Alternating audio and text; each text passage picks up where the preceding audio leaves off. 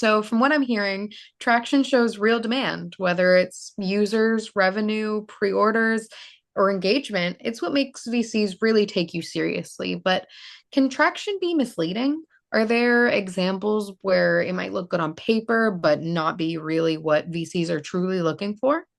Absolutely. There can be misleading traction. VCs are sophisticated and look beyond surface level numbers. Some examples of misleading traction could include, you have a lot of downloads of your app or a lot of website visitors, but they're not actually using the website or using the app really regularly. And, that doesn't translate into actual engagement or revenue. So this could be an example of misleading traction. A million downloads are meaningless if only a tiny fraction of those people are active users using the app on a weekly, monthly, or daily basis, depending on your use case.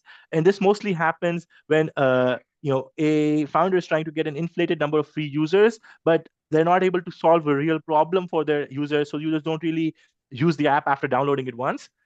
Similarly, if your initial traction came from a highly manual, expensive, or non-replicable effort, VCs will question your ability to scale. That's not to say that you can't be manual in the start, but you just have to be able to convince VCs that you can automate this and scale this operation.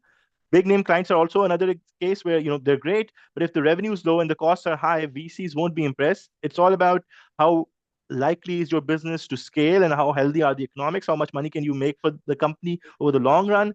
And that's what gets VCs excited about investing right now in the short run, to be able to be part of that growth in the long run.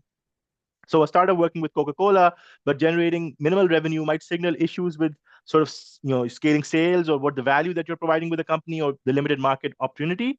And in addition to this, like if your traction comes from custom development projects that aren't core to your scalable product, VCs might see this as a distraction rather than a validation of your primary business model, because VCs are looking for a scalable product or solution that they can easily invest capital in and that can continue to grow and absorb more of that capital.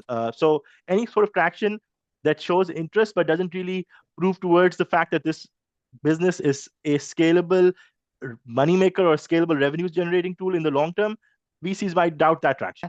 If you found value in this episode, make sure to just subscribe or follow, leave a comment, or share it with a friend.